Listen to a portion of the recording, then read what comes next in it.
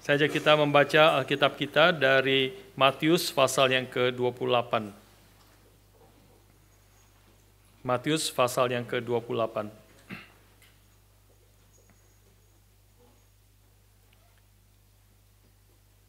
Kita akan membaca bersama-sama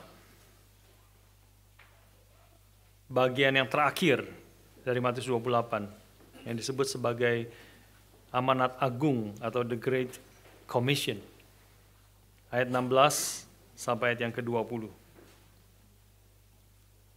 Mari kita membaca bersama-sama ke 5 ayat ya daripada Matius 28 ayat 16 sampai 20. Oke, mari kita membaca semuanya bersama-sama. 2, 3. Dan ke-11 murid itu berangkat ke Galilea, ke bukit yang telah ditunjukkan Yesus kepada mereka. Ketika melihat Dia, mereka menyembahnya, tetapi beberapa orang ragu-ragu.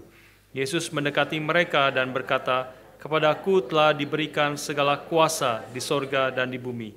Karena itu pergilah, jadikanlah semua bangsa muridku, dan baptislah mereka dalam nama Bapa dan Anak dan Roh Kudus. Dan ajarlah mereka melakukan segala sesuatu yang telah kuperintahkan kepadamu, dan ketahuilah aku menyertai kamu senantiasa sampai kepada akhir zaman." Saya ajak kita berdoa sekali lagi bersama-sama. Kita berdoa bagi diri kita masing-masing, bagi saudara-saudara kita di kiri kanan kita, dan berdoa bagi hamba Tuhan yang memberitakan firman. Tuhan yang memberkati dan memimpin kita semua. Mari kita berdoa membuka suara bersama-sama. Bapa di surga, kami datang kepadamu pada pagi hari ini untuk saat ini siap untuk membaca dan merenungkan firman-Mu. Kami bersyukur, puji-pujian, ibadah, doa yang kami boleh panjatkan. Dan saat ini ketika kami akan baca merenungkan firman-Mu, kami mohon Roh-Mu yang kudus yang memimpin setiap kami. Hamba-Mu yang berbicara, setiap kami yang mendengar. Umat-Mu, Tuhan yang kuduskan kami, pimpin kami, sehingga setiap firman Tuhan yang akan diberitakan boleh berasal dari Tuhan. Adalah firman yang Kau ingin kami dengar, umat-Mu, dan siapkan hati kami, pikiran kami, beri konsentrasi, sehingga kami semua boleh dengan sungguh menerima firman yang boleh mendidik kami, boleh membangun iman kami, boleh menghibur kami, boleh mendorong kami, boleh mengkoreksi hidup kami, dan membentuk hidup kami sesuai dengan kehendak-Mu. Berkati setiap kami, ya Bapa, pada waktu kami mendengar firman-Mu.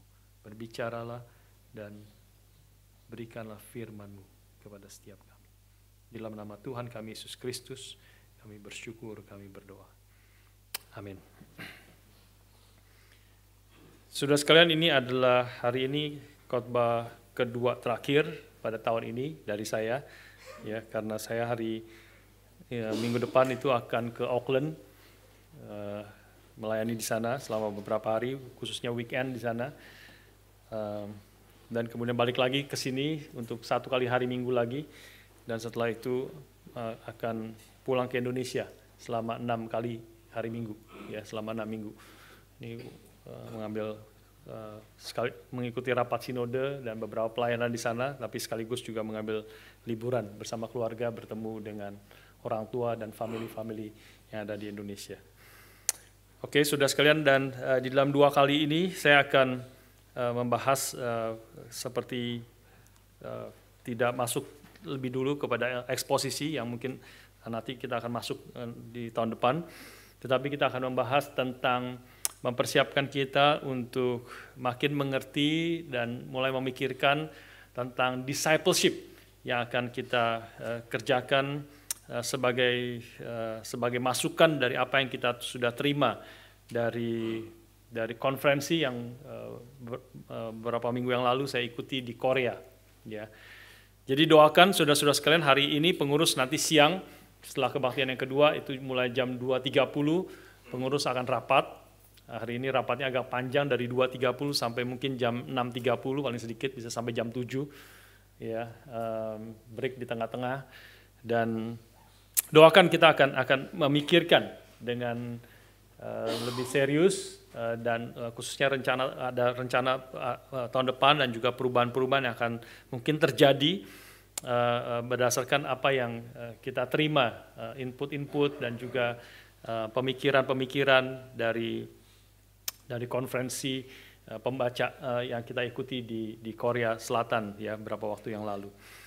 Dan input yang paling penting sebenarnya yang saya mau bagikan hari ini bagi saudara sekalian, ada banyak sekali yang akan dipikirkan secara detailnya, tetapi input yang paling penting yang kita boleh terima di sana adalah bagaimana melihat Sarang Church di sana. Itu adalah gereja di Korea di sana, itu mereka menggarap pemuritan itu secara serius. Ya, menggarap pemuritan itu secara terstruktur dan juga secara sistematis.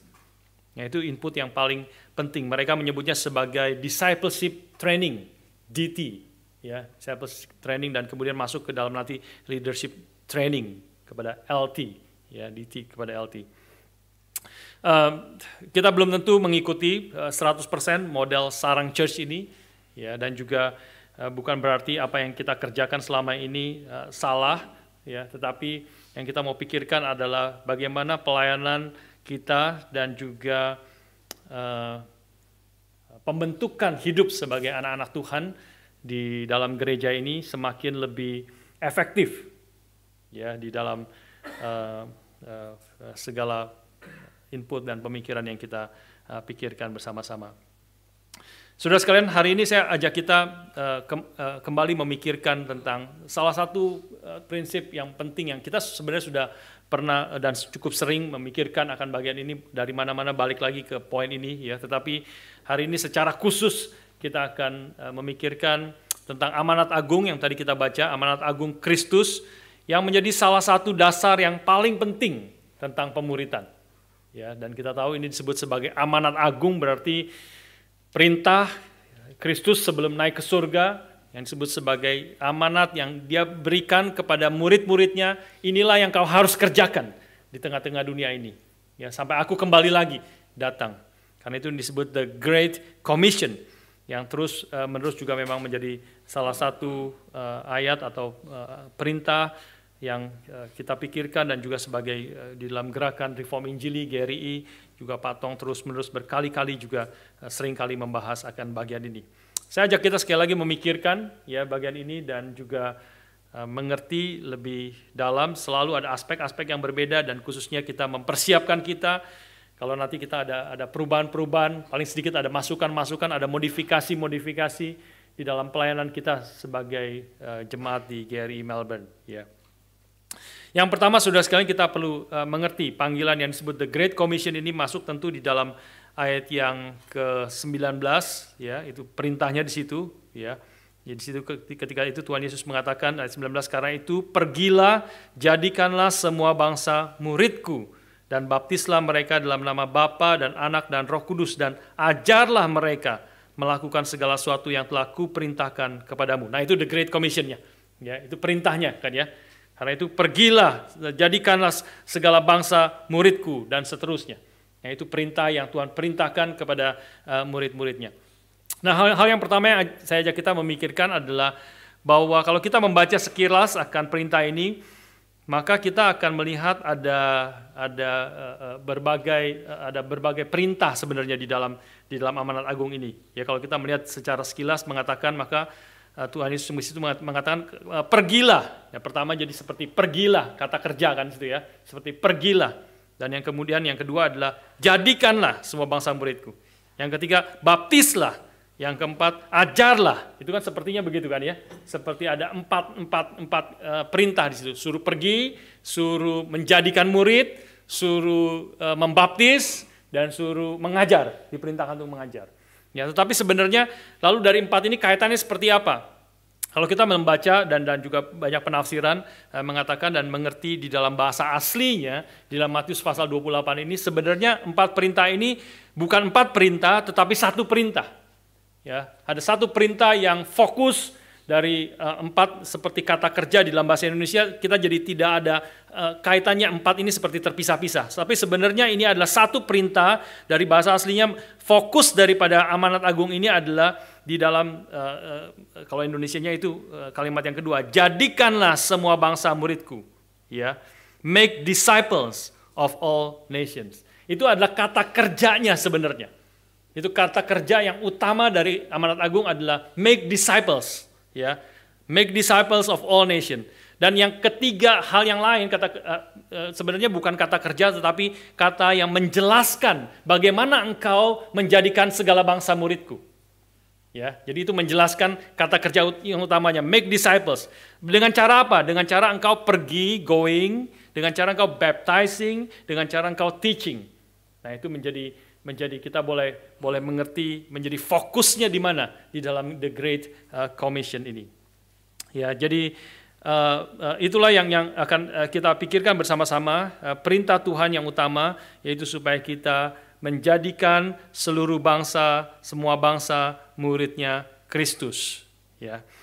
Nah, sebelum nanti masuk lebih detail tentang hal ini dan tiga cara, going, baptizing, teaching, ya, kita akan memikirkan terlebih dahulu apa artinya sebagai disciple, apa yang disebut sebagai disciple of Christ. Ya, karena menariknya kata disciple ini, kata murid, ya, adalah kata yang hanya muncul di dalam 4 kitab Injil dan Kisah Para Rasul. Jadi keempat Injil, Matius, Markus, Lukas, Yohanes, dan juga Kisah Para Rasul yang ditulis oleh Lukas juga, itu kata disciple, kata murid itu muncul hanya di situ sebenarnya di dalam Alkitab. Kata murid. 250 kali disebut di dalam kitab Injil dan juga Kisah Para Rasul. Matetai di dalam bahasa Yunaninya, ya. Dan menariknya adalah kata matetai ini tidak muncul sama sekali di dalam surat-surat selanjutnya. Di dalam Galatia, Korintus, Efesus, Filipi, Kolose, dan seterusnya. Ya, termasuk nanti surat Petrus, 1 Yohanes, dan sebagainya. Kata matetai itu, kata disciple itu tidak muncul sama sekali. Nah, ini menarik, ya. Menarik kalau kita, kenapa seperti itu? Kemungkinan besar, beberapa penafsir mengatakan, yang saya cenderung setuju dengan pendapat ini, mengapa di dalam surat-surat Paulus, surat-surat Petrus, surat-surat Yohanes, itu tidak muncul lagi kata murid atau disciples. Ya, kemungkinan adalah untuk menghindari salah pengertian di dalam konteks dunia Yunani, di mana mereka menulis itu, karena Yunani, kita tahu Yunani itu sumbernya para intelektual, para filosofer, ya, Aristotle, Socrates, Plato, itu semuanya adalah Greek philosopher dan sebelum-sebelumnya dan sebagainya. Kita mengetahui mereka sengaja para penulis kemudian yang menulis surat-surat di dalam konteks dunia Yunani yang penuh dengan gerakan intelektual, mereka menghindari supaya orang-orang yang membaca dan menerima surat-surat itu tidak salah mengerti bahwa kekristenan itu menjadi murid Kristus, menjadi pengikut Kristus itu hanya berkaitan dengan philosophical idea, hanya berkaitan dengan gerakan intelektual saja, seperti menjadi muridnya Socrates, seperti menjadi muridnya Plato, dan seterusnya. Ya, mereka kemungkinan mau menghindari itu, karena itu mereka menggantikan atau banyak ajaran instead, ya, bukan memakai istilah murid, tetapi menjadi dewasa dan bertumbuh semakin serupa dengan Kristus. Nah, itu bahasa yang dipakai di dalam surat-surat Paulus khususnya dan Petrus juga. Ya, saya ambil satu contoh di dalam Efesus pasal 4 ayat yang ke-13. Saya bacakan bagi saudara sekalian. Efesus 4 ayat yang ke-13 mengatakan seperti ini, atau dari ayat 11 sebenarnya, ya. Dan ialah Kristuslah yang memberikan baik rasul-rasul maupun nabi-nabi, baik pemberita-pemberita Injil maupun gembala-gembala dan pengajar-pengajar, untuk memperlengkapi orang-orang kudus bagi pekerjaan pelayanan, bagi pembangunan tubuh Kristus, ayat 13 sekarang, sampai kita semua telah mencapai kesatuan iman dan pengetahuan yang benar tentang anak Allah, kedewasaan penuh dan tingkat pertumbuhan yang sesuai dengan kepenuhan Kristus. Nah, ini seringkali dipakai di dalam bahasa surat-surat atau epistles, ya, selain daripada Injil dan juga Kisah Para Rasul. Jadi tujuannya supaya orang-orang Kristen menjadi bertumbuh, menjadi dewasa di dalam iman, di dalam karakter, dan menjadi semakin serupa dengan Kristus di dalam di dalam segala aspeknya, pikirannya, hatinya, ketindakannya, perasaannya, hidupnya menjadi semakin serupa dengan Kristus, menjadi little Christ di dalam kehidupan kita. Ya, itu menjadi tujuannya.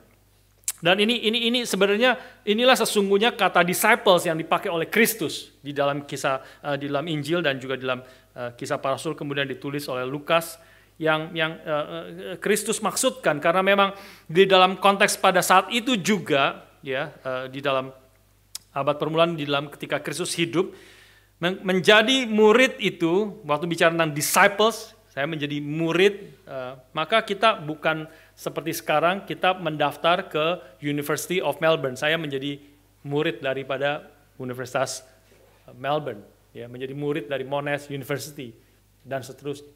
Ketika kita disciples pada saat itu menjadi murid, bukan berarti kita mendaftar, enroll ke dalam satu sekolah, satu universitas tertentu, tapi menjadi murid pada waktu itu adalah menjadi murid dari seseorang, guru, menjadi murid dari seseorang. Ya, jadi artinya menjadi murid Kristus berarti kita pada waktu itu murid-murid diajar untuk belajar dari Kristus. Mereka mengikuti Kristus kemanapun Kristus pergi. Dan mengikuti Kristus dengan sepenuh hati, ingin mendengar, mencatat, memikirkan, merenungkan, dan mentaati apa yang Kristus ajarkan, sehingga hidup mereka itu menjadi semakin mirip dengan Kristus.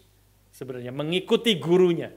Nah, itu yang adalah memang konsep disciples yang Kristus inginkan dalam konteks Injil khususnya. Ya. Saudara sekalian, menjadi disciples, menjadi murid daripada Kristus, kita perlu mengerti ini adalah satu anugerah yang besar. Ya, karena apa? Karena Kristus bukan hanya memanggil orang menjadi murid-muridnya. Kita tahu murid-murid Kristus bukan murid-murid memilih Kristus menjadi gurunya. Aku mau mengikut engkau jadi guru. Bolehkah kamu jadi guruku? Tidak. Kita tahu dari awal Kristus yang panggil murid-muridnya. Dia yang memilih murid-muridnya. Tinggalkan jalamu, pergi, ikutlah aku. Jadi aku akan menjadikan kau penjala manusia. Ya, aku akan menjadikan kau murid-muridku.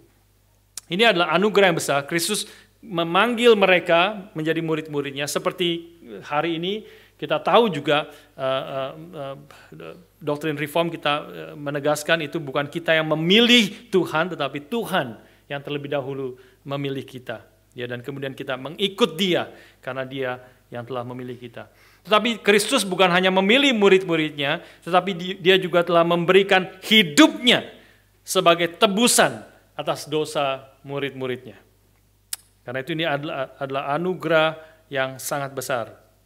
Kristus bukan hanya mengajar, tapi Kristus memberikan hidupnya, mati bagi mereka, dan memberikan mereka hidup yang baru. Dan kemudian juga mereka diadopsi menjadi anak-anak Allah, sehingga kita boleh bertumbuh sebagai anak-anak Allah, seperti anak-anak kecil yang kagum kepada ayahnya dan berkata, I want to be like my daddy when I grow up. Ya, aku mau menjadi seperti ayahku ketika aku bertumbuh nanti. Nah, inilah yang Tuhan inginkan bagi kita waktu kita mengerti bicara tentang discipleship, ya, tentang apa artinya menjadi murid, menjadi seorang disciple of Christ. Nah, saudara sekalian, waktu kemudian kita mungkin perlu pertanyaan selanjutnya, siapa yang disebut sebagai murid-murid Kristus ini? Perintah ini diberikan kepada siapa? Matius 28 ini. Tentu kita melihat perintah ini diberikan kepada murid-muridnya, ke-11 murid tadi ayat 16 mengatakan. Dan kepada 11 murid itu Tuhan Yesus berkata, Yudas sudah gantung diri, sudah mati, tinggal 11 murid di situ yang disebut para rasul. Tetapi murid-murid ini, murid-murid Kristus ini kemudian diberikan perintah, pergilah jadikan semua bangsa muridku. Muridnya Kristus juga. Ya, jadi dari situ Injil tersebar, ya, dan kemudian orang-orang percaya dan orang-orang bertumbuh, makin mengenal Tuhan, orang-orang menjadi murid daripada Kristus juga. Dan Injil itu terus tersebar sampai di dalam hidup kita, mungkin dari keluarga kita, dari gereja di mana kita mendengar Injil, ya, melalui teman kita, dan kita boleh percaya kepada Kristus, dan itu artinya kita juga menjadi murid Kristus. Ya, jadi perintah ini diberikan kepada murid-murid Kristus. Yang pertama, dan supaya mereka pergi dan mereka melaksanakan itu, pergi ke seluruh dunia, menjadikan segala bangsa murid Kristus sampai kepada kita menjadi murid Kristus, artinya juga perintah ini juga bagi kita. Tuhan Yesus berkata kepada murid-muridnya, kita juga, supaya kita pergi menjadikan segala bangsa murid daripada Kristus. Ya, secara singkatnya kita boleh mengerti semua kita adalah yang sudah percaya kepada Kristus, telah ditebus oleh Kristus, telah menerima anugerah keselamatannya, maka perintah ini, amanat agung ini, the Great Commission juga bagi kita sekalian, bagi saudara dan saya, bahwa kita dipanggil oleh Tuhan. Ini perintah terakhir sebelum Kristus naik ke surga. Banyak perintah sebelumnya, banyak ajaran sebelumnya yang sudah dikerjakan, tetapi ini adalah utusan, the Great Commission bagi kita sekalian, supaya kita menjadikan segala bangsa murid Kristus, ya, dengan 3 cara: going, baptizing, teaching, ya, dan membentuk orang-orang menjadi semakin serupa dengan Kristus, dan kita pun bertumbuh semakin serupa dengan Kristus. Oke, saudara sekalian, sebelum kita masuk lebih detail ke dalam tiga cara itu, kita perlu melihat konteksnya. Ya, kita sekarang masuk kembali kepada Matius pasal yang ke-28. Masuk 28 di dalam sebelum the Great Commission itu diberikan, ayat 19-20a, maka Tuhan Yesus mengatakan ayat yang ke-18, ya, ini memberikan satu deklarasi. Ini deklarasi yang penting, yang kemudian mendorong kita, memberi kekuatan kepada kita, mengapa kita perlu diberikan satu tugas yang sangat penting untuk pergi jadikan seluruh bangsa murid Kristus. Ya, kita hanya kepada orang-orang Kristen, hanya kepada murid-muridnya, hanya kepada saudara dan saya yang sudah percaya kepada Kristus, tugas amanat yang agung, the Great Commission ini diberikan. Tidak kepada siapapun, tidak kepada malaikat bahkan. Perintah ini diberikan hanya kepada orang-orang yang telah ditebus, menjadi murid-murid Kristus. Kita diutus di tengah-tengah dunia ini untuk menjadikan segala bangsa. Segala bangsa. Bukan hanya orang-orang tertentu, bukan hanya etnis-etnis tertentu, bukan hanya orang-orang yang kita kenal, tetapi segala bangsa tugasnya diberikan kepada umat Tuhan, orang-orang Kristen, murid-murid Kristus, menjadikan segala bangsa murid Kristus. Nah, sebelum perintah itu diberikan, maka Tuhan Yesus mengatakan satu kalimat yang memberi kepada kita kekuatan dan dorongan, ya, yaitu dia mengatakan bahwa kepadaku, ayat yang ke-18, kepadaku telah diberikan segala kuasa di sorga dan di bumi. All authority in heaven and on earth has been given to me. Ya, jadi orang yang memberikan perintah amanat agung, the Great Commission ini adalah pribadi yang memiliki authority, memiliki kuasa di sorga dan di bumi ini. Nah, ini tentu kita perlu ingat, ya, akan hal ini, karena kita boleh mengerti tugas dan panggilan kita sebagai anak-anak Tuhan adalah tugas yang tentu berat, tentu bersifat global, tetapi kita juga memiliki tugas demikian karena Tuhan kita adalah Tuhan yang bersifat berdaulat atas segala sesuatu. Ya, Dia adalah Tuhan yang berkuasa atas sorga dan bumi, yang mengutus kita untuk menjadi saksinya, menjadi orang-orang yang memuridkan akan orang-orang di dalam dunia ini. Kita boleh melihat di sini hal yang pertama, waktu Tuhan Yesus mengatakan segala kuasa telah diberikan kepadaku di sorga dan di bumi, bahwa keselamatan itu bersifat kosmik, ya, bukan hanya kepada individu-individu, tetapi kuasa daripada Kristus adalah kuasa di segala aspek hidup manusia, bahkan bukan hanya di bumi, tetapi juga di sorga. Dia adalah Tuhan yang berkuasa atas sorga dan bumi.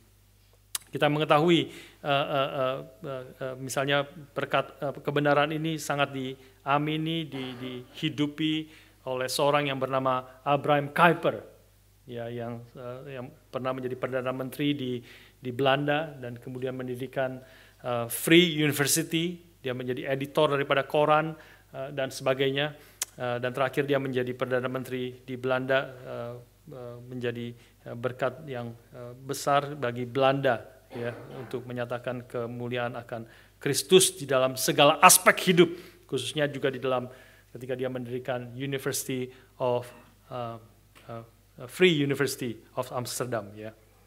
Ada kalimat yang terkenal daripada Abraham Kuyper, dia mengatakan bahwa there is not 1 inch in the whole of the universe where Christ does not cry mine. Di dalam seluruh aspek dunia ini, segala alam semesta ini, tidak ada 1 inci pun di mana Kristus tidak berhak mengatakan ini adalah milikku. Ini adalah milikku. Jadi Kristus datang ke dalam dunia yang kita rayakan kelahirannya sebagai bayi yang kecil, yang tidak berdaya sepertinya, tapi Tuhan memimpin dia terus, dia sampai ketika dia dari lahir pun kita sudah mengetahui, Alkitab sudah mengajarkan dia adalah yang lahir adalah raja di atas segala raja. Ketika Kristus lahir, malaikat bersorak-sorak dan dinyatakan dia adalah namanya adalah Yesus, karena dialah yang akan menyelamatkan manusia dari dosa-dosa mereka.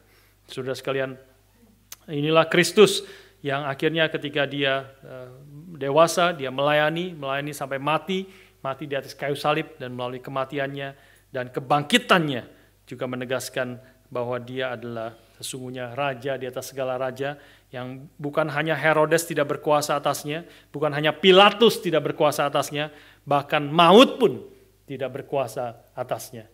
Dia memang mati di atas kayu salib, tetapi kematiannya itu adalah kematian yang mematikan akan kematian, sehingga ketika dia bangkit dari kematian, dia menyatakan segala kuasanya di sorga dan di bumi adalah milikku.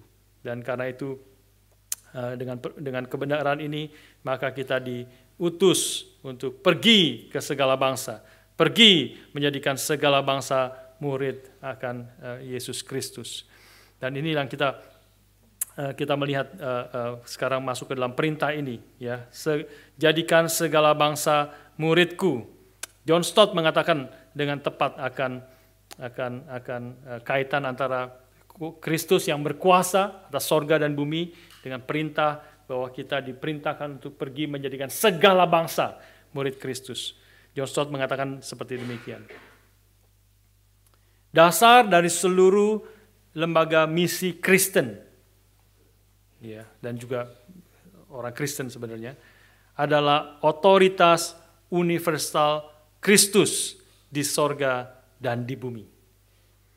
Jika hanya di bumi, kalau otoritas Kristus hanya di bumi, jika dia hanya satu di antara pemimpin-pemimpin agama, satu di antara raja-raja di bumi yang ada, maka kita sebenarnya tidak mempunyai mandat untuk memberitakan Kristus sebagai satu-satunya Tuhan dan Juru Selamat dunia. Sebaliknya, jika otoritas Kristus hanya di sorga sana, tapi dia belum mengalahkan kuasa-kuasa kegelapan di dunia ini, dosa yang menguasai seluruh dunia, maka kita tidak mungkin berhasil membawa manusia dari kegelapan kepada terang, dari kuasa iblis kepada Allah. Dan dia kemudian menyimpulkan begini, only because all authority on earth belongs to Christ, there we go to all nations. And only because all authority in heaven as well is His, have we any hope of success. Hanya karena segala kuasa itu di dalam dunia ini milik daripada Kristus, maka kita akan berani pergi ke segala pelosok dunia ini untuk menyatakan akan Dia yang berdaulat, Dia yang berkuasa, Dia yang juga mengasihi dan menyelamatkan umatnya melalui dari dosa-dosa mereka. Dan juga karena Dia memiliki otoritas di sorga, maka kita memiliki pengharapan akan kesuksesan ketika kita menjalani akan perintah ini. Ya, saudara sekalian, tuntutan universal, ya, untuk kita menjadikan segala bangsa murid Kristus didorong, dimulai dengan deklarasi daripada Kristus bahwa memang segala kuasa di sorga dan di bumi adalah milikku. Karena itu pergilah, jadikan seluruh bangsa muridku. Dan di sini kita sesuatu yang kita perlu pikirkan bersama-sama waktu kita berbicara tentang menjadikan seluruh bangsa muridku. Kita seringkali di dalam GRI khususnya, kita seringkali berfokus kepada memberitakan Injil. Ya, waktu kita memang di dalam Markus itu menjelaskan secara eksplisit kita perlu memberitakan Injil, dan memang betul sekali memberitakan Injil adalah langkah yang penting dan krusial untuk kita boleh menjadikan segala bangsa murid Kristus. Tetapi tentu memberitakan Injil adalah langkah yang pertama. Langkah yang pertama, bukan langkah yang terakhir, bukan langkah satu-satunya untuk kita menjadikan segala bangsa murid Kristus. Injil perlu diberitakan secara khusus bagi orang-orang yang belum percaya kepada Kristus, tetapi ini adalah langkah yang pertama ketika orang yang belum percaya boleh mendengar Injil dan boleh percaya kepada Kristus, dan mereka kemudian menjadi murid daripada Kristus. Ya, tidak berhenti sampai di situ. Ketika mereka percaya, maka mereka perlu dibaptis. Ya, hal yang kedua yang penjelasan di sini. Ya. Setelah mereka mendengar Injil, mereka percaya, mereka perlu dibaptis di dalam nama Allah Bapa, di dalam nama Bapa dan Anak dan Roh Kudus. Ya, dengan kata lain dibaptis di dalam nama Allah Tritunggal, in the name of the Father and of the Son and of the Holy Spirit. Baptize them into the name, kita dipersatukan ya dengan secara misterius dengan Allah Tritunggal, secara khusus dengan Kristus yang telah mati dan bangkit itu. Ini kita dan juga dibaptis artinya juga kita di hadapan orang banyak menjadi satu kesaksian yang kita sudah lakukan beberapa minggu yang lalu. Saudara-saudara kita yang dibaptis masuk ke dalam gereja lokal, dan mereka secara tanda yang kelihatan mereka dibaptis dengan air dan menjadi bagian daripada tubuh daripada Kristus. Dibaptis artinya dipersatukan masuk ke dalam gereja Tuhan, tubuh Kristus yang kelihatan. Dan inilah yang tentu perlu dilakukan sebagai bagian daripada pemuritan.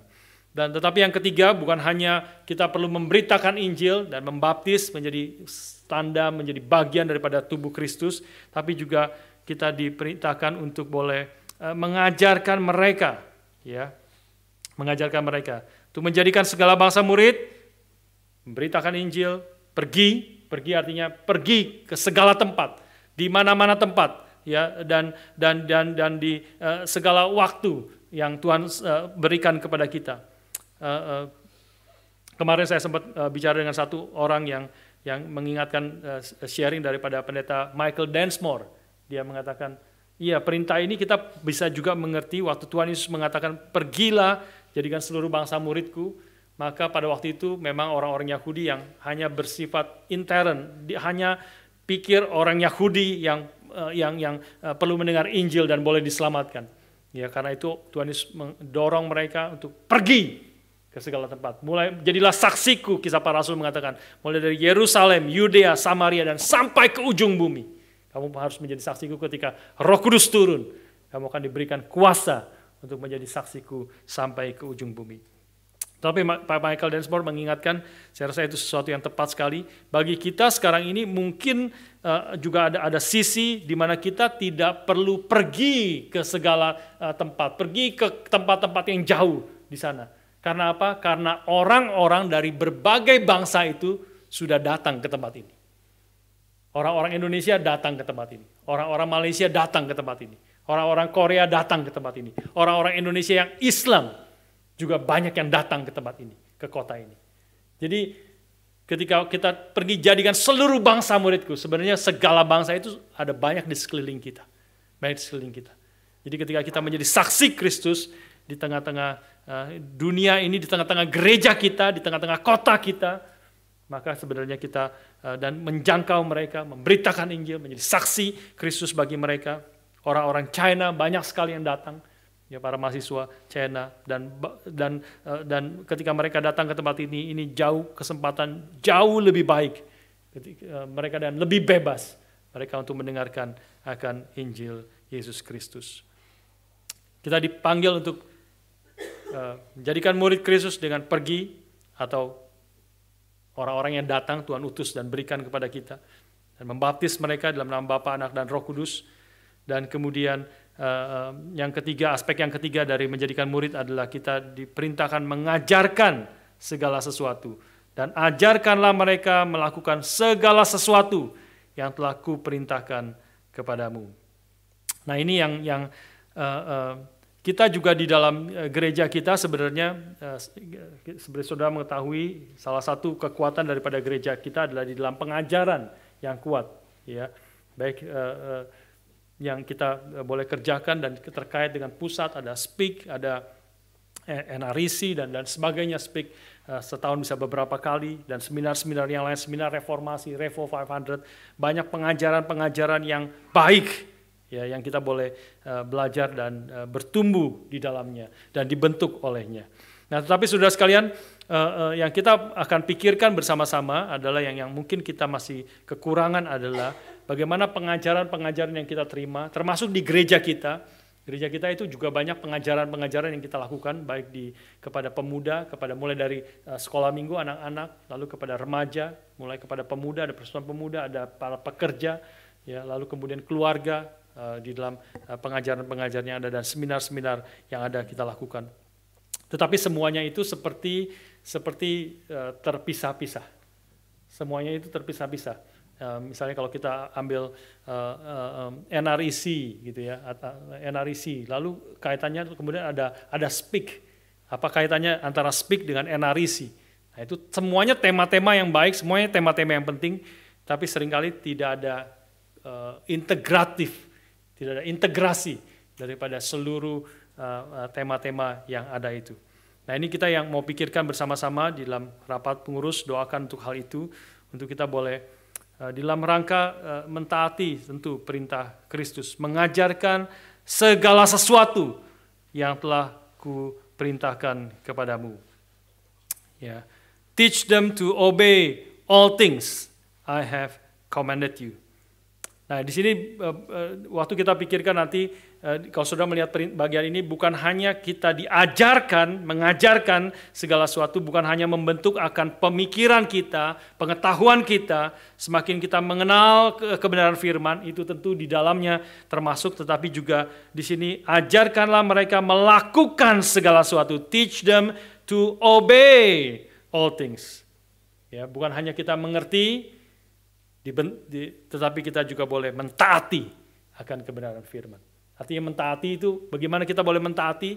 Kebenaran itu harus membentuk hidup kita, membentuk pikiran kita, membentuk hati kita, keinginan kita, perasaan kita, sehingga kita terdorong kemudian mentaati akan apa yang Tuhan kehendaki. Ya.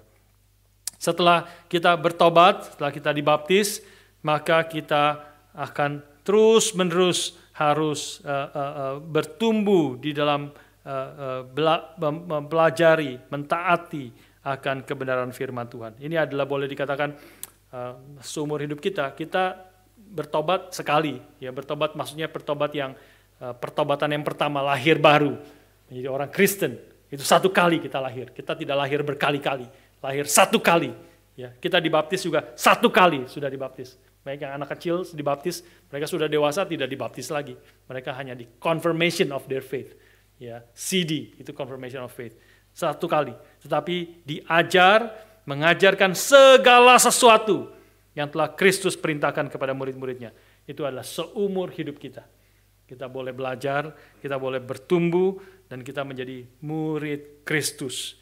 Makin mengenal Dia, makin mengasihi Dia, makin taat kepada Dia, makin hidup kita semakin serupa dengan Kristus. Inilah yang Tuhan inginkan, ya, untuk kita boleh terus-menerus bertumbuh di dalam hidup kita sebagai anak-anak Tuhan. Dan Tuhan Yesus perintahkan untuk kita mengajarkan segala sesuatu, ya, berarti satu proses yang panjang memang, ya, dan di satu sisi juga tidak mudah, Ya, tidak ada yang orang menjadi dokter itu mudah. Ya, tidak menjadi ada insinyur itu mudah. Menjadi ahli apapun menjadi gampang belajarnya. Tidak ada. Kalau gampang berarti ya itu berarti biasanya tidak worth ya. Kalau semuanya bisa gitu ya. Berarti ya tidak sesuatu yang unik. Tetapi Tuhan Yesus mengajarkan kepada kita untuk kita boleh belajar, bertumbuh menjadi semakin serupa dengan Kristus yang berbeda, bertentangan dengan apa yang ada di dalam dunia ini. Kau adalah garam dunia, engkau adalah terang dunia. Jadi pengertiannya kita adalah ketika kita percaya kepada Kristus, kita sudah murid Kristus. Tetapi murid ini harus terus bertumbuh. Murid ini terus-menerus dilatih, dididik, dibentuk supaya kita menjadi semakin serupa dengan Kristus, makin taat, makin mengenal Dia, dan akan menjadi berkat bagi lebih banyak orang di tengah-tengah akan dunia ini. Saudara sekalian, kita diperintahkan, Tuhan Yesus memerintahkan kita mengajarkan segala sesuatu, juga berarti bukan apa yang enak didengar, bukan apa yang mudah, bukan apa yang praktikal, ya, tetapi segala sesuatu. Bukan berarti yang praktikal itu tidak penting, tentu itu juga penting, ya, sangat penting. Kita kemarin di dalam persekutuan pria Reformed Fellowship itu terakhir persekutuan, saya tidak terlalu banyak yang ikut terus dari awal sampai akhir, ya, mungkin ada kira-kira 20, kemarin mungkin kumpul 16-17 orang, ya, semua orang tetapi yang mereka yang ikut, mereka sangat diberkati, sangat belajar dan dengan sharing, membentuk antara bapak-bapak terutama juga saling membangun satu dengan yang lain. Mereka sangat enjoy dan sangat mendapat banyak berkat dan bertumbuh di dalamnya. Dan buku yang kita pakai dalam tahun ini, yang setahun terakhir sudah selesai tahun ini, yaitu bukunya berjudul Reset. Itu banyak hal-hal yang bersifat praktikal, sangat praktikal sebenarnya. Ya, sangat detail dan sangat praktikal. Yang jarang sekali sebenarnya kita membahas detail seperti itu. Ya, tetapi tentu seperti saya katakan kemarin bahwa hal-hal yang praktikal tapi ditulis oleh seorang yang sebenarnya profesor dari Old Testament, buku yang kita pakai itu. Profesor Old Testament dari Puritan Reform Seminary.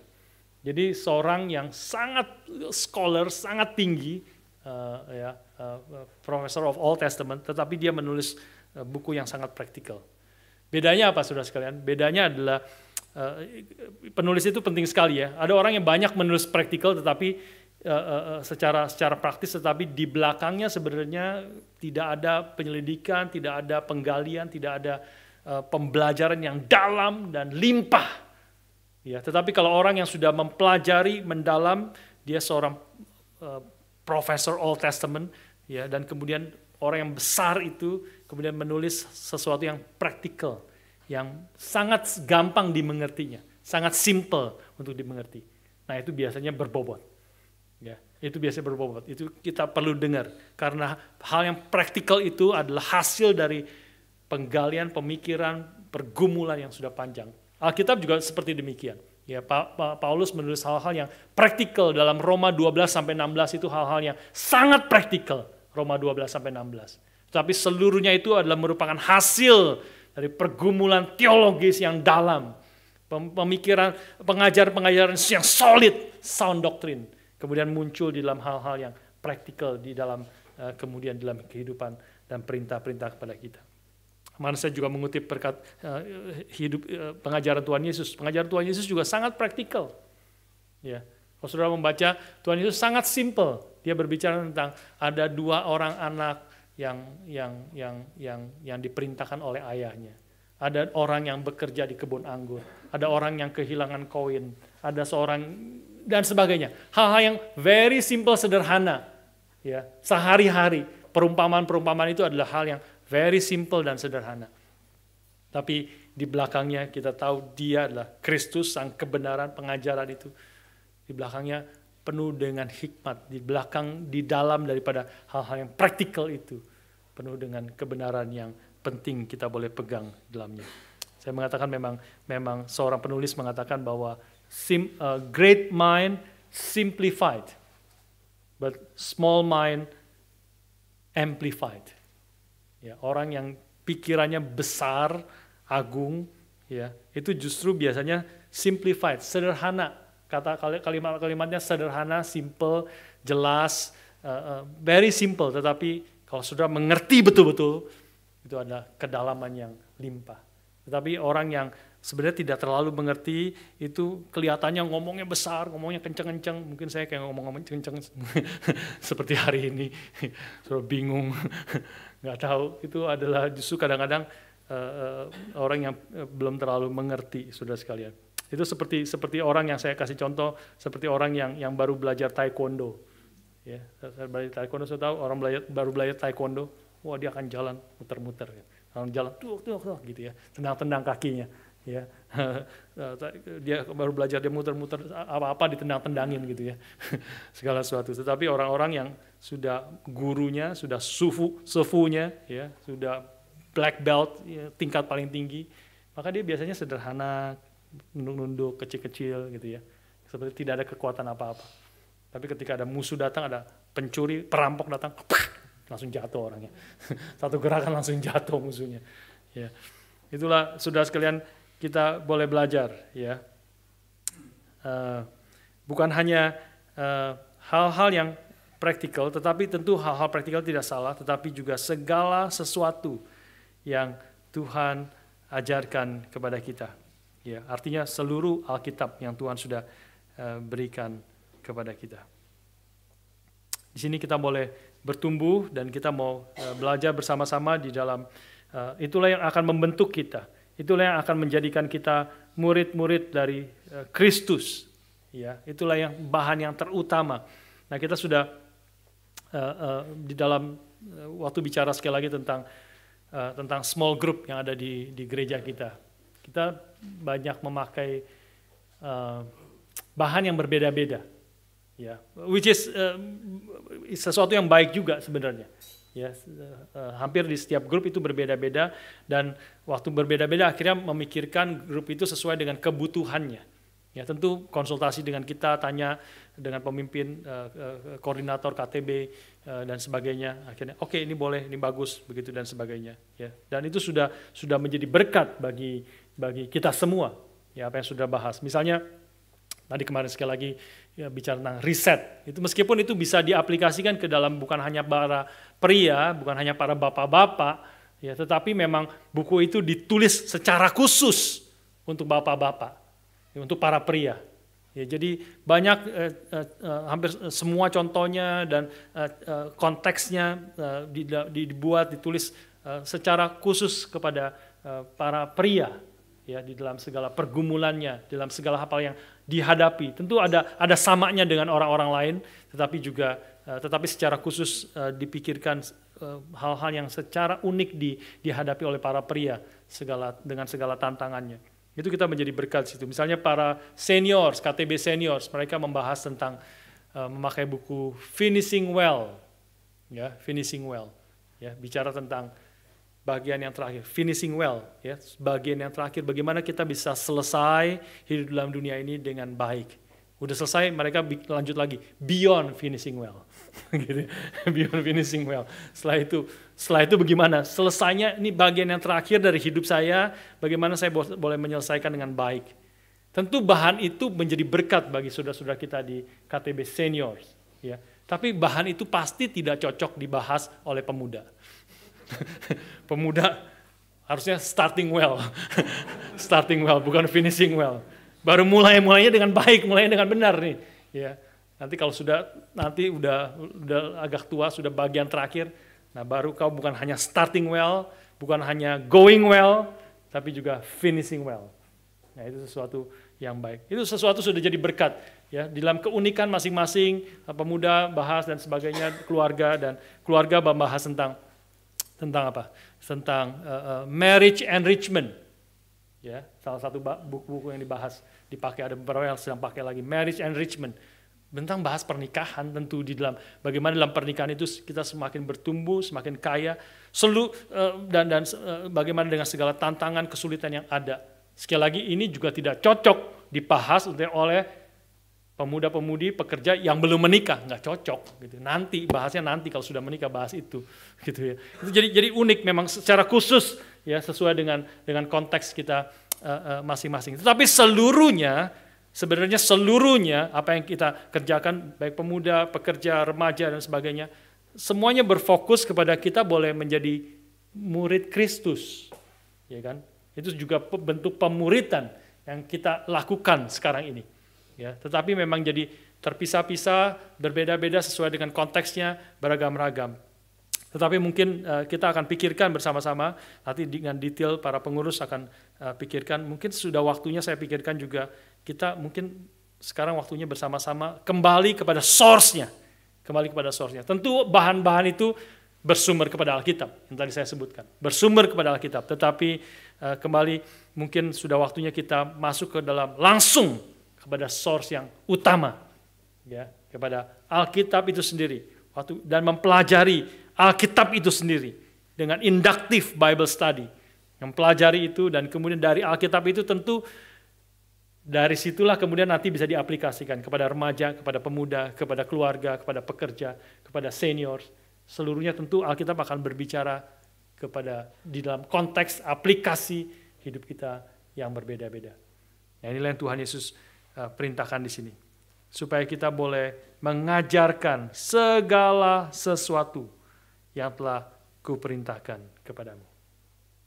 Kembali kepada source-nya, ya, dan kita boleh bertumbuh bersama-sama menjadi murid-murid Kristus, dan kita kemudian tentu akan didorong untuk kita pergi memberitakan Injil, membaptis, dan kemudian kita mengajarkan juga kepada orang-orang yang Tuhan percayakan kepada kita. Membentuk, terus mengajar firman Tuhan, mengajar segala sesuatu yang telah Tuhan perintahkan kepada kita, untuk mereka dan kita semua bertumbuh menjadi semakin serupa dengan Kristus, menjadi murid-murid daripada Kristus. Saudara sekalian, terakhir kita renungkan bersama dalam amanat agung ini. Amanat agung ini, The Great Commission ini ditutup oleh Kristus dengan satu janji, ya, dengan satu janji. Ayat 20b terakhir, dan ketahuilah aku menyertai kamu senantiasa sampai kepada akhir zaman. Nah, ini janji yang menguatkan kita, dimulai dengan satu deklarasi, all authority in heaven and on earth has been given to me. Lalu the Great Commission, pergi jadikan seluruh bangsa muridku, dan beritakan Injil, pergi dengan membaptis mereka, dengan mengajar mereka segala sesuatu yang telah kuperintahkan. Dan ketahuilah, remember, know this, surely I am with you always to the very end of the age. Saudara sekalian, satu janji yang begitu menghibur, satu janji yang menguatkan, satu janji yang menopang, mendorong kita untuk kita boleh mengerjakan the Great Commission yang Tuhan berikan kepada kita. Kalau kita melihat dari kitab Matius secara keseluruhan, ini bagian terakhir. Kalau kita melihat bagian yang pertama dari kitab Matius, di dalam kita akan merayakan Natal, kita tahu Matius 1:23 itu malaikat mengatakan bayi yang lahir itu akan disebut Immanuel. Immanuel artinya Allah beserta kita. Sudah sekalian, dan di dalam akhir daripada kitab Matius pasal 28 ini, maka Tuhan menegaskan bahwa aku menyertai kamu sampai kepada akhir zaman. Saudara sekalian, seorang teolog J.C. Ryle mengatakan kalimat yang sangat penting di dalam bagian ini. Dia menekankan kalimat ini, menekankan kepada aku yang mengatakan, itu Kristus, ya.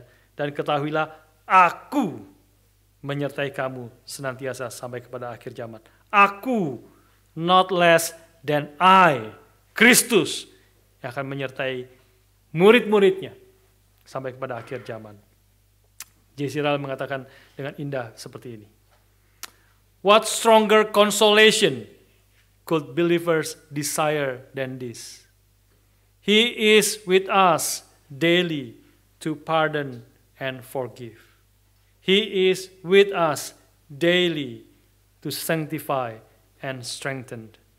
He is with us daily to defend and to keep, with us daily to lead and to guide.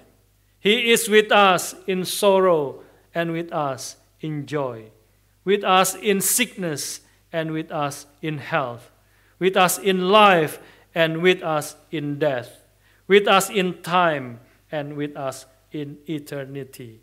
I am with you always, even to the end of the world. I will never leave you and never forsake you. We could ask nothing more.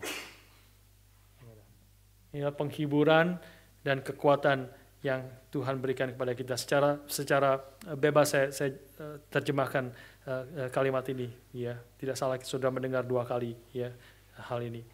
Penghiburan apa yang lebih besar yang kita bisa terima selain daripada apa yang Tuhan nyatakan di sini? Dia beserta kita setiap hari untuk mengampuni dan memaafkan.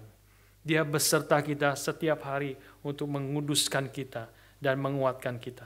Dia bersama dengan kita setiap hari untuk menjaga dan memelihara kita. Dia bersama kita setiap hari untuk memimpin dan mengarahkan hidup kita. Dia bersama kita setiap hari di dalam duka dan bersama kita di dalam sukacita. Dia bersama kita di waktu kita sakit, bersama kita di dalam sehat. Dia bersama kita di dalam hidup dan bersama kita di dalam kematian. Bersama kita di dalam waktu dan bersama kita di dalam kekekalan. Aku beserta engkau selalu, bahkan sampai kepada akhir zaman. Aku tidak akan pernah meninggalkan engkau dan tidak pernah akan menelantarkan engkau. Kita tidak bisa minta lebih lagi dari Tuhan. Inilah penghiburan kita, menjadi kekuatan kita sebagai anak-anak Tuhan, murid-murid Tuhan yang telah ditebus, yang telah menerima anugerahnya, yang membawa kita juga harap boleh mentaati akan perintah Tuhan ini. Inilah perintah bagi setiap kita yang telah ditebus. Di dalam kapasitas kita masing-masing yang berbeda-beda, kita diperintahkan untuk menjadikan segala bangsa murid Kristus. Mari kita masuk di dalam proses ini, ya, di dalam menjelang akhir tahun dan masuk ke tahun yang baru. Kita akan pikirkan mungkin ada hal-hal yang kita bisa kerjakan lebih efektif lagi di dalam pelayanan kita.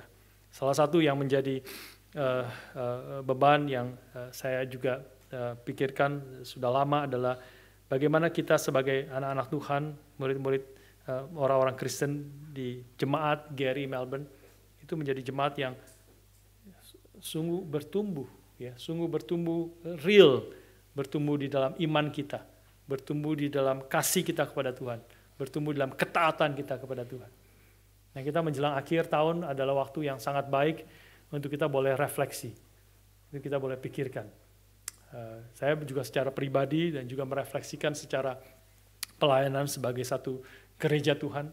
Apakah kita semua sudah bertumbuh setahun ini? Setahun ini. Itu salah satu refleksi juga kemarin di Reform and Fellowship. Kita sudah membahas setahun, ya setahun artinya banyak bolongnya sih, maksudnya banyak liburnya, ya di tengah-tengah banyak liburnya. Tapi boleh dikatakan setahun kita membahas buku itu, 10 bab kita membahas selama setahun. Dan bab yang terakhir memang review apa yang kita sudah pelajari. Dan salah satu yang kita pikirkan bersama adalah setelah kita belajar, setelah kita melewati setahun ini, juga bagi saudara setelah melewati setahun ini, tahun yang bebas boleh dikatakan, ya, setelah 2 tahun kita lockdown, 2020, 2021, 2022 adalah relatif bebas. Kita tidak mengalami lockdown lagi 2022, ya. Tidak ada lockdown. Gereja dari awal tahun sampai hari ini terus buka dan terus orang boleh datang. Ya. Apakah hidup kita sudah semakin maju di akhir tahun ini? Itulah resolusi yang harus kita pikir. Ya. Sebelum resolusi kita boleh pikir, renungkan apa yang saya sudah kerjakan selama setahun ini. Setahun sudah lewat dan sebentar lagi akan habis tahun 2022 dan tidak akan pernah kembali lagi. Tidak pernah kita bisa balik dalam waktu itu. sudah lewat, sudah selesai? Apakah kita sudah maju? Apakah kita sudah mengisi waktu itu dengan baik? Apakah secara fokus kita mau pikirkan hari ini, apakah saya sudah semakin bertumbuh, makin mengenal Tuhan, makin menjadi serupa dengan Kristus? Wah, itu pertanyaan yang very seriously saya tanya kemarin kepada para bapak-bapak. Atau kita sudah belajar, diskusi, sharing, berdoa bersama, belajar, koreksi, mendengar khotbah. Apa itu semua for nothing ya? Hidup saya kayaknya nggak ada perubahan, sama saja ya. Tahun lalu, tahun ini apa yang saya sudah dapat, apa yang sudah saya belajar, perubahan apa, impact apa yang saya sudah terapkan, ketaatan baru apa yang saya sudah jalankan pada Tuhan. Sudah harus jawab itu. Harus bisa jawab itu. Mudah-mudahan di KTB saudara di akhir tahun ini ada sharing-sharing seperti itu. Saudara nggak bisa jawab sekarang. Pasti nggak bisa jawab sekarang. Tapi saudara bisa pikir, jawab. Nanti boleh share di KTB. Boleh share. Apa yang Tuhan sudah kerjakan. Kebenaran apa yang sudah kau terima. Ketaatan baru apa yang kau sudah lakukan. Pembentukan apa yang kau sudah alami. At least dalam tahun ini, 2022. Dan kita mau maju lagi. Kalau Tuhan masih beri waktu, kesempatan, tahun 2023, untuk hampir semua mungkin dari kita, kalau tidak semua dari kita, Tuhan pasti masih beri kesempatan itu. Masuki tahun 2023. Mau maju lagi? Apakah kita mau maju? Harap kita maju. Harap kita boleh taat kepada Tuhan. Karena Tuhan menyertai. Tuhan mimpin sampai akhir, sampai kita bertemu muka dengan muka. Karena itu kerjakan the Great Commission. Kita taat melakukan kehendak Tuhan, menjadikan seluruh bangsa murid daripada Kristus. Mari kita bersama-sama mengenapi dan mengerjakan apa yang Tuhan kehendaki di dalam hidup kita. Mari kita berdoa.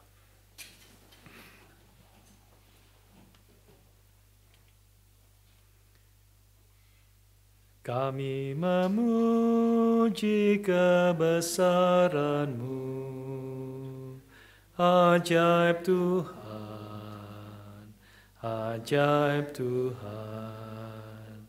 Kami memuji kebesaran-Mu, ajaib Tuhan, ajaib Tuhan. Then sings my soul, sambil berdiri.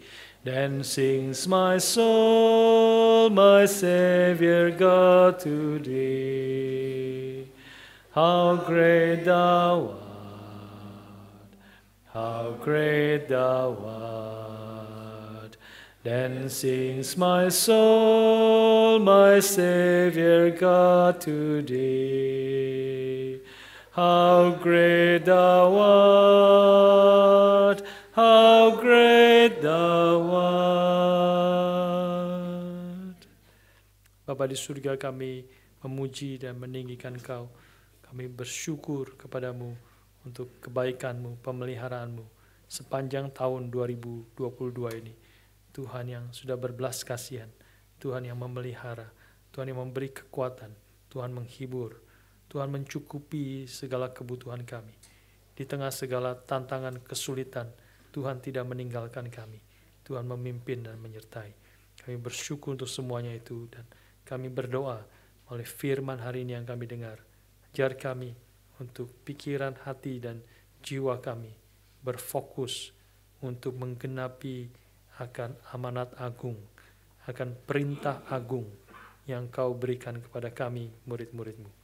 Untuk kami boleh menjadikan segala bangsa murid-Mu. Kami boleh pergi, memberitakan Injil-Mu dimanapun Tuhan tempatkan kami. Juga ketika kami pulang ke Indonesia, ke negara-negara yang lain, Tuhan pimpin kami boleh menjadi saksi-Mu di sana. Kepada keluarga, saudara-saudara kami yang belum mengenal Engkau, Tuhan dorong kami. Tuhan beri kekuatan dan keberanian kepada kami. Dan kami berdoa untuk kami boleh juga mengajar dan diajar bertumbuh bersama-sama, makin menyerupai Kristus, Tuhan dan Raja kami, yang telah mati dan bangkit, dan yang menyertai kami sampai selama-lamanya. Kami bersyukur untuk hari ini, Tuhan yang pimpin dan beri kekuatan kepada kami untuk mentaati akan rencana dan kehendak-Mu. Dalam nama Tuhan kami Yesus Kristus, penebus dan juru selamat kami yang hidup, kami berdoa dan kami bersyukur. Amin.